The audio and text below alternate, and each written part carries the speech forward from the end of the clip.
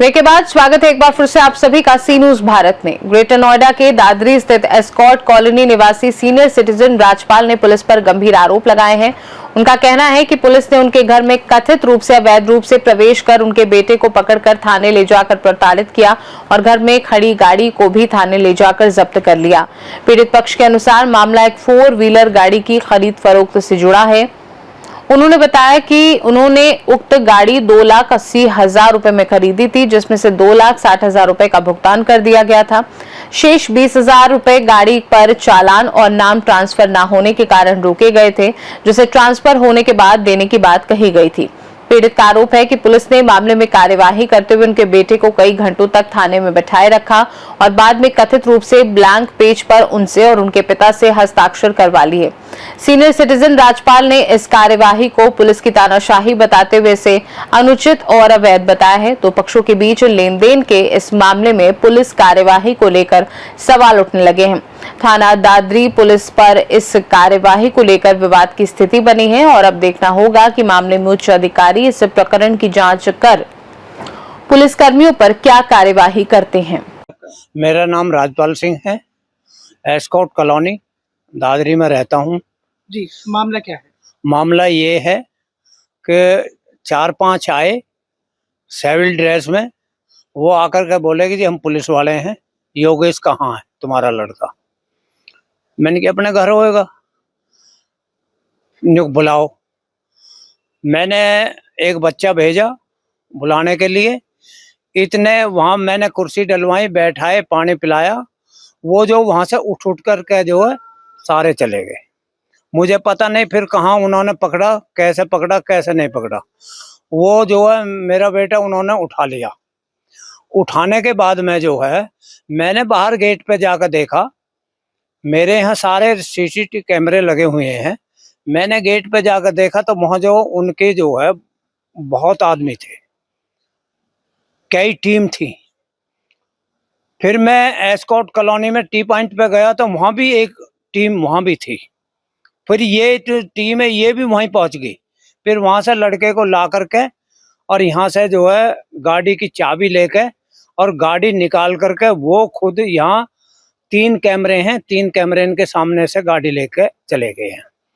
मैंने उनसे ये पूछा भाई मामला क्या है? मामला क्या है? उन्होंने हमें कुछ नहीं बताया। जब हमें कुछ नहीं बताया तो हमने कहा भाई कहाँ ले गए, कौन लेगा, पुलिस है, कोई प्राइवेट है, क्या है? मैंने जो 112 पे फोन किया, वो सूरजपुर मिला। सूरजपुर से जो है उन्होंने सूरजपुर किया, सूरजपुर की पुलिस यहाँ आई। फिर दादरी थाने की पुलिस आई। फिर उन्होंने बताया आपका लड़का और गाड़ी दादरी थाने में है। उन्होंने कहा जी अपना लड़का ले जाओ और गाड़ी ले जाओ। मैं यहाँ से चला गया हूँ। वहां जाकर के जो वो जो लड़की थी जिसकी गाड़ी थी, गाड़ी का मसला बताया उन्होंने। मैंने कहा जी मसला क्या है? जो गाड़ी का मसला है, इनके जो है पैसे रह रहे हैं कुछ। मैंने पैसे रह रहे हैं तो पैसे मिल जाएंगे। कितने पैसे बताए गए थे? 20,000 रुपए। उन्होंने 20,000 रुपए बताए। मैंने कहा तो 20,000 रुपए हम दे देंगे बस।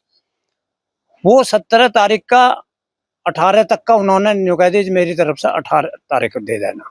ठीक है जी, 18 तारीख को उन्होंने फिर हम पे जो है खाली पेजों पे दोनों पे साइन करवा कर, नाम लिखवा करके, सनाप लिखवा करके, मोबाइल नंबर लिखवा करके और हमारे दोनों बाप बेटे इनके फोटो खींच के जी जाओ ठीक है तुम्हारी गाड़ी का होगा, वो सीज कर दी गाड़ी। तो आपने उनसे यहाँ पर लाने की जो जब थाने ले जाने की जो वजह पूछी तो क्या कुछ और बताया उन्होंने? कुछ नहीं बताया, हमको कुछ नहीं बताया। मात्र 20,000 रुपए के लिए लेकर नहीं, यहाँ नहीं कहा कुछ भी। वो तो थाने में जाकर बताया है। थाने में जाकर बताया, यहाँ तो कुछ बता ही नहीं गया। अगर हमको तो ये होगा कौन ले गया, उठा कर कैसे ले गया, इसलिए हमने 112 में फोन किया। हमारे साथ में भाटी जी मौजूद हैं और इनसे जानेंगे आखिरकार क्या मामला है। जी भाटी जी। एक्चुअल में जब यहाँ पुलिस आई और इतने भयानक तरीके से आई तो चाचा जी ने जैसे ही 112 को भी कॉल किया, मुझे भी कॉल की है। तो मैं भी जो है जब भी ऐसे मामले क्षेत्र में होते हैं तो मैं पहुंच जाता हूं अक्सर, और हमारे पारिवारिक रिश्ते हैं मैं इसलिए भी है। तो जिस समय यहाँ 112 वाले बैठे थे और फिर हम जब निकल कर जा रहे थे तो थाने के लिए जा रहे थे, तो यहाँ जो है जो चौकी इंचार्ज हैं कस्बा के इसके रेलवे रोड के, तो ये भी हमसे पूछ रहे थे जी क्या बात हुई। तो उनसे 2-4 मिनट बात करके हम थाने चले गए थे।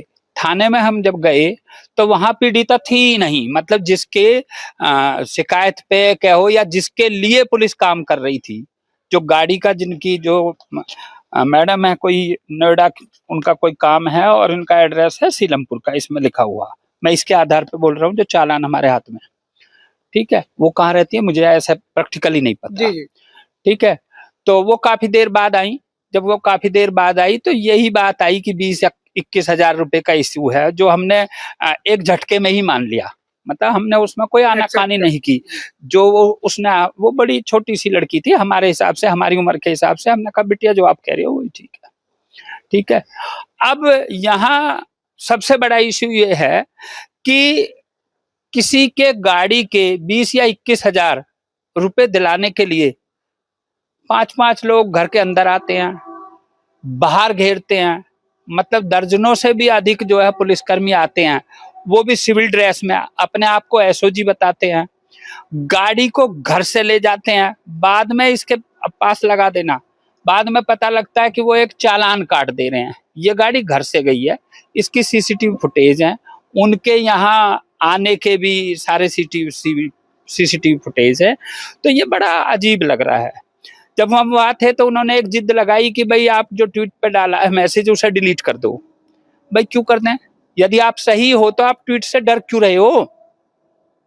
ट्वीट से तो नहीं डरना चाहिए, ये पब्लिक का अधिकार है, या पुलिस जो मर्जी चाहे सो कर दे। तो यहाँ मेरा कहना यही है, ये अनाधिकार दादरी थाने से ही रिलेटेड लोग थे, और क्योंकि ये बात बाद में पता लग गई कोई बाहर की पुलिस नहीं थी, और बड़े मतलब पहलवान से मुस्टंड टाइप, और घर में आके दबंगई करना या किसी को उठा के ले जाना या घर से गाड़ी ले जाना, और बाद में जब फंसते दिखे तो ये चालान इसका प्रूफ है। ये जो चालान किया गया है, क्या कुछ बताकर ये चालान किया गया है? चालान में ये दिखाया गया है कि ये 2000 रुपए का चालान है, और जो है ये स्पीड के लिए है, और ड्राइवर दिखाया गया है योगेश को, जिस लड़के को घर से उठा कर ले गए हैं, और गाड़ी भी घर से ले गए। हाँ, गाड़ी भी घर से ले गए हैं, और ये दिखाया गया है कि वो कोई कागज नहीं दिखा पाया, इसलिए उन्होंने गाड़ी को सीज कर दिया। ये भी एक सोची समझी हुई रणनीति है कि आप समझ जाइए, ऑनर इस गाड़ी की आज भी वही मैडम है, मैं नाम नहीं लेना चाह रहा, महिला का नाम लेना उचित नहीं है। जी जी। और आप कुछ पूछना चाह रहे हैं, पूछें। ये जो गाड़ी यहाँ से लेकर गए, पुलिस वाले आए सिविल में, और ये सब चीजें जो घटना है वो क्या कोई सीसीटीवी वगैरह में कैद हुई? हाँ, सीसीटीवी में टोटल है, और बड़े शर्म की बात यह है कि 21,000 की उगाही करने के लिए दर्जन भर पुलिसकर्मी मशक्कत करते हैं, और पूरा दिन हमारा लगवा देते हैं और अपना भी लगाते हैं। आप समझ लो, इसे आप किस एंगल से देखेंगे, ये तानाशाही है, ये गैर कानूनी गतिविधि है। कायदे में तो ये मैं समझता हूँ कि पुलिस के गिरने का कोई मतलब स्तर नहीं रहा कि पुलिस कितनी गिर सकती है। और पुलिस जो है बच्चे से भी ये कह रही थी कि ये भाटी जी जो आ गए हैं अब तो तू जेल ही जाएगा। मैंने कहा तू जेल ही चला जाना, हम देखेंगे। तो ये और हो गई, या तो वो आदमी आना चाहिए जो पुलिस के साथ सेटिंग गैटिंग करता है, दलाली करता है। यदि दलाल नहीं आ रहा है, वैसे मुझे देखते ही चाचा जी भी देख रहे होंगे, उनकी हवाइयां खराब हो गई थी, ये बात स्पष्ट दिख रही थी, क्योंकि जो जिसके लिए इन्होंने इतनी मेहनत करी वो उनकी मेरे जाते ही सफल नहीं हो रही थी। आपके लिए बता दें, ये बड़ी विचित्र कहानी है। एक पैसों के लेन देन के लिए एक गाड़ी है, उसकी खरीद फरोख्त की गई थी, उसमें कुछ पैसे बकाया रह गए थे, तो उन पैसों के लिए मात्र 20,000 रुपए के लिए थाना दादरी की पुलिस, ये जो बता रहे हैं अभी कि थाना दादरी की पुलिस द्वारा, जो सिविल ड्रेस में थी, घर में लगभग दर्जन भर लोग आते हैं, और दर्जन भर लोग आते हैं, उसके बाद यहाँ से घर से जिस व्यक्ति पर जो गाड़ी थी उसको लेके जाते हैं जबरदस्ती, और यहाँ से गाड़ी लेकर जाते हैं।